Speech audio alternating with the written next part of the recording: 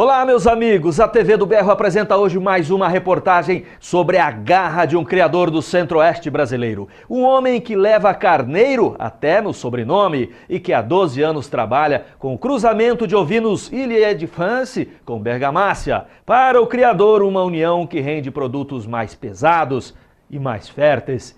A determinação de criadores do norte ao sul do país sempre foi notícia aqui na TV do Berro. São exemplos de manejos diferentes entre si, mas eficientes acima de tudo. O criador em destaque de hoje é do Mato Grosso do Sul, um homem que uniu baixo custo a uma qualidade ao nível do mercado. A reportagem é do nosso amigo Paulo Cardoso.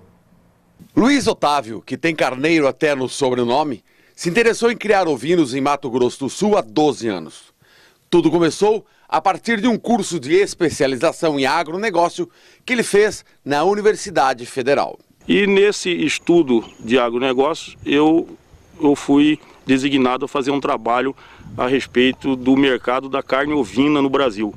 E quando eu fiz esse trabalho da carne ovina, que foi o trabalho, uma monografia, eu me alertei para o quanto era boa a atividade da ovinocultura de corte, que o Brasil na época importava mais do que importa hoje, porque a produção brasileira era menor, e eu estudando aquilo, eu vi que seria uma boa atividade pecuária, e aí a partir daí eu passei a explorar economicamente a ovinocultura. Para isso eu tive que ir para fora e fui viajar, principalmente no estado de São Paulo, visitando outros criatórios. Aqui no estado praticamente inexistia explorações econômicas. Aí visitei diversos criatórios, eu como técnico, como médico veterinário, me exigi a começar certo, apesar de ter feito diversos erros, como todos fazem, mas eu me exigia que eu teria que visitar muitos locais, e dessa forma visitei centros de pesquisa como Nova Odessa, Botucatu, no próprio Rio Grande do Sul também fomos viajar para pegar conhecimentos e para montar a nossa atividade. E foi pensando assim que Luiz Otávio começou a criar cordeiros SRD e Ile-de-France para corte. Mas hoje, nessa propriedade de 20 hectares em Campo Grande, ele também cria para a reprodução. E para melhorar o plantel, ele acrescentou uma nova raça à criação, a Bergamácia. A raça Bergamácia brasileira é uma raça das mais antigas que foram introduzidas no Brasil.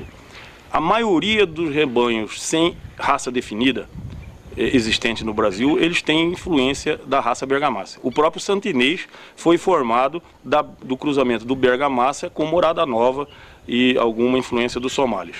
Eu, quando iniciei a produção de cordeiro, eu iniciei utilizando apenas ovelhas SRD, que são as ovelhas que nós temos em abundância aqui em Mato Grosso do Sul. No processo de cruzamento com reprodutores Ile-de-France, eu comecei a perceber que todas as ovelhas SRD que possuíam característica da Bergamácia brasileira, elas me proporcionavam um cordeiro mais pesado, um cordeiro mais sadio, elas tinham uma fertilidade mais alta, e com isso eu fui sempre garimpando no meio dos rebanhos do estado animais que tivessem essas características raciais da Bergamácia, porque eles me produziam melhores cordeiros. Dessa forma eu fui formando um plantel.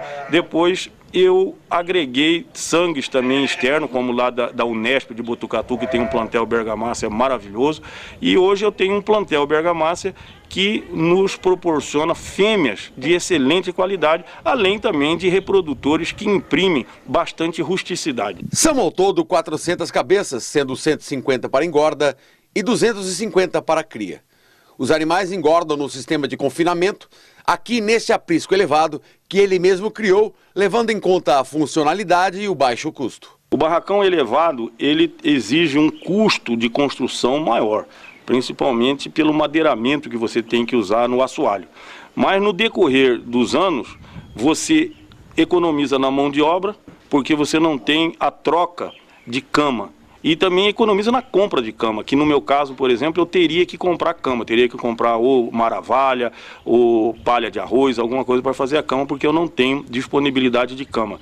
Então, com isso, eu já corto esse custo e também da mão de obra de limpeza. Além de tudo isso, as fezes, a urina vão se depositando embaixo do barracão, que a gente aproveita como esterco, tira semanalmente aquele esterco, deixa 30 dias curtindo e depois joga na pastagem como fertilizante. E o lugar é muito funcional, né? Bastante funcional. A gente buscou fazer também tudo pensando em pouca mão de obra, porque a propriedade é pequena, então o que nós buscamos? Pouca mão de obra. Dessa forma, os coxos são de forma fáceis para se abastecer, o funcionário anda por um corredor, ele não precisa entrar dentro das baias, dentro do compartimento onde estão os animais para colocar a ração, ele abastece e os animais têm acesso a essa ração. Da mesma forma, os bebedouros também são para o lado de fora, o animal coloca a cabeça na cerca e acessa a água, e isso facilita também para lavar o bebedouro, porque o bebedouro tem que ser lavado semanalmente, porque o animal vai lá, ele ingere a ração, vem com a boca suja, bebe a água e aquela pouquinho de ração que vai ficando na água, ela fermenta, então semanalmente tem que ser lavado todo aquele bebedouro. Muito bem, daqui a pouco, na segunda reportagem, os métodos de Luiz Otávio Carneiro com o manejo dos animais. Antes, no próximo bloco, a doutora Kiki responde no plantão médico se o leite de cabra pode ser consumido cru ou não. Nós voltamos em 2 minutinhos, não saia daí, meu amigo!